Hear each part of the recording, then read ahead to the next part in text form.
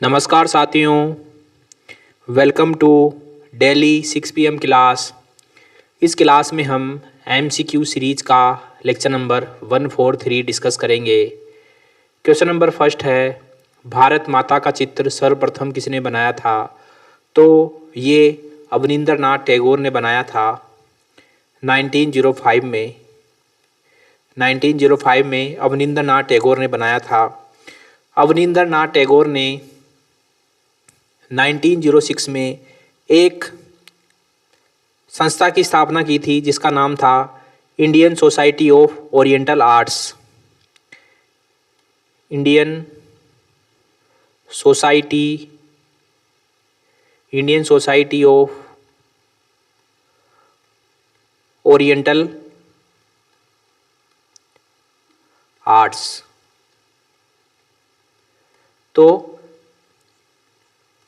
ये संस्था की स्थापना की थी अवनींद्रनाथ टैगोर ने, और इस संस्था का उद्देश्य था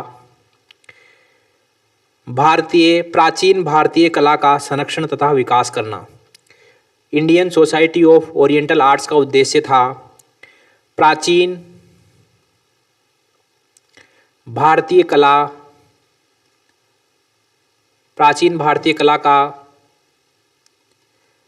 संरक्षण और विकास करना। ये इसका उद्देश्य था, Indian society of oriental arts.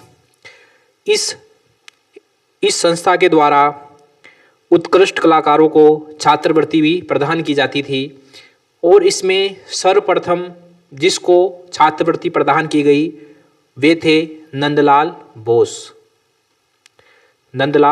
Bose. Okay साथियों, तो ये थी अवनींद्रनाथ टैगोर के बारे में बात। चलते हैं आगे। अवनींद्रनाथ टैगोर रविंद्रनाथ टैगोर के भाई थे। क्वेश्चन नंबर 2 है, भारतीय संविधान के मूल पाठ को निम्नलिखित में से किसने सुसज्जित किया था? तो ये थे नंदलाल बोस। असित कुमार हल्दर। तो असित कुमार हल्दर का जन्म 1890 में हुआ था, और ये भी एक चित्रकार थे, पेंटर थे।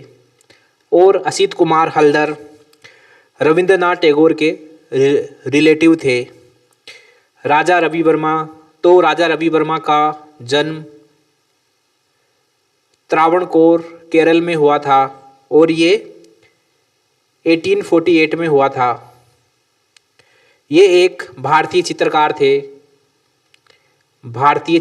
थे, और इन्होंने हिंदू देवी देवताओं की जो है चित्र बनाए थे, इसलिए ये बहुत फेमस है।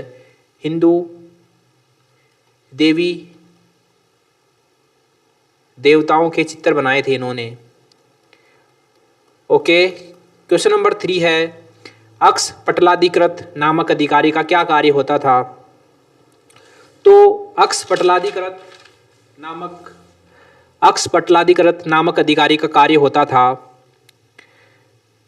राजकीय आज्ञाओं को लिपिबद्ध करना। ऑप्शन बी, राजकीय आज्ञाओं को लिपिबद्ध करना, यह कार्य होता था अक्ष पटलाधिकृत नामक अधिकारी का।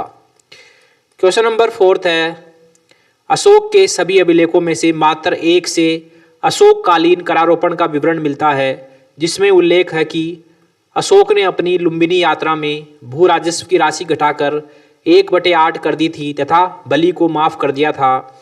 निम्नलिखित में से वह अभिलेख कौन सा है? तो ये जानकारी मिलती है हमको अशोक के रुमनदेही स्तंभ अभिलेख से। ओके, और जो किया था भू राजस्व की राशि घटाकर 1/8 कर दी थी, और जो है बलि को माफ कर दिया था। तो ये अपनी लुम्बिनी की यात्रा के दौरान किया था। और ये क्यों किया था? ये अशोक ये बताना चाहते थे कि बुद्ध के प्रति उनकी कितनी आस्था है, क्योंकि लुम्बिनी में बुद्ध का जन्म हुआ था, और जो ये कर की राशि घटाई गई थी ये लुम्बिनी वाले क्षेत्र के लिए ही घटाई गई थी। ओके, तो ये हो गई रुमनदेही स्तंभ अभिलेख की बात। उसके बाद भब्रू लघु शिलालेख, तो ये वर्तमान जयपुर में है, जिसको है बेराट। ठीक है, तो ये बेराट में है जो कि जयपुर में पड़ता है। ओके, इस अभिलेख से हमको प्रथम लिखित साक्ष्य मिलते हैं अशोक के बौद्ध होने के। ओके, तो इससे अशोक का बौद्ध होने का प्रथम अभिलेखीय साक्ष्य मिलता है भब्रू लघु शिलालेख से। और इस शिलालेख में, भब्रू लघु शिलालेख में बौद्ध भिक्षुओं और भिक्षुणियों के लिए आचरण संबंधी नियम भी मिलते हैं। ठीक है, निगाली सागर स्तंभ अभिलेख, तो ये भी अशोक का अभिलेख है। क्वेश्चन नंबर 5 है, मौर्य काल में परनेकर क्या था? तो परनेकर युद्ध के समय लगने वाला कर था। परनेकर युद्ध के समय लगने वाला कर था और ये 1/4 से 1/3 के मध्य होता था। यह कर एक साथ लिया जाता था और जो परने कर है इसकी जानकारी सबसे पहले हमको पाणिनि के माध्यम से प्राप्त होती है। पाणिनि के माध्यम से प्राप्त होती है और इसकी विस्तृत जानकारी हमको अर्थशास्त्र से प्राप्त होती है। क्वेश्चन नंबर 6 है, निम्नलिखित में से कौन सा एक मौर्य काल में तांबे का सिक्का नहीं था? तो मौर्य काल में सोने के सिक्कों को पाद और सुवर्ण कहा जाता था। चांदी के सिक्कों को कहा जाता था करसापण पण धरण। करसापण पण और धरण। और तांबे के सिक्कों को कहा जाता था मासक, कांकणी और अर्धकांकणी। ये कहा जाता था तांबे के सिक्कों को। तो कांकणी, अर्धकांकणी और मासक ये तांबे के सिक्के हैं। पाद सोने के सिक्कों को कहा जाता था। ओके, तो इसमें डी ऑप्शन आंसर हो जाएगा।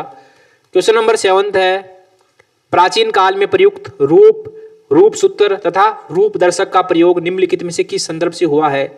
तो ये सभी शब्द अर्थशास्त्र में,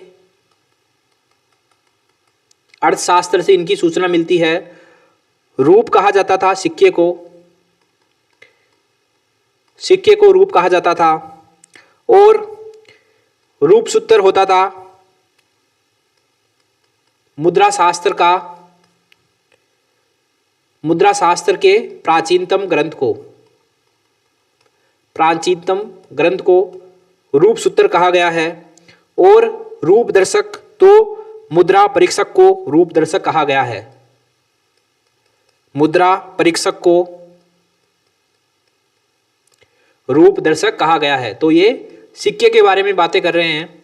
क्वेश्चन नंबर 8 है, निम्नलिखित में से किन अभिलेखों में अशोक के लिए देवानाम पियदसी शब्द का प्रयोग मिलता है? तो रुमनदेही अभिलेख से मिलता है, निगाली सागर अभिलेख से मिलता है और गिरनार अभिलेख से मिलता है। इन तीनों से जो है अशोक के लिए देवानाम पियदसी का प्रयोग मिलता है। क्वेश्चन नंबर 9 है, निम्नलिखित कथनों पर विचार कीजिए। पहला है, रुद्रदामन के जूनागढ़ अभिलेख के अनुसार चंद्रगुप्त मौर्य के एक गवर्नर पुष्यगुप्त ने सुदर्शन झील का निर्माण करवाया था, जो कि सही स्टेटमेंट है। दूसरा है, चंद्रगुप्त मौर्य ने जैन संत भद्रबाहु के साथ श्रवणबेलगोला में तपस्या की। ठीक है, और संलेखना एक जैन पद्धति है, संलेखना, उसके माध्यम से अपने प्राणों का त्याग किया। तो इसमें सी ऑप्शन सही है। क्वेश्चन नंबर 10 है, निम्नलिखित में से किन मौर्य शासकों ने देवानाम पीरिय की उपाधि धारण की थी? तो ये थे अशोक और दशरथ, अशोक और दशरथ। ओके साथियों, तो इसी के साथ MCQ सीरीज का लेक्चर नंबर 143 यहीं समाप्त होता है। मिलते हैं अगले लेक्चर में, तब तक के लिए थैंक यू वेरी मच।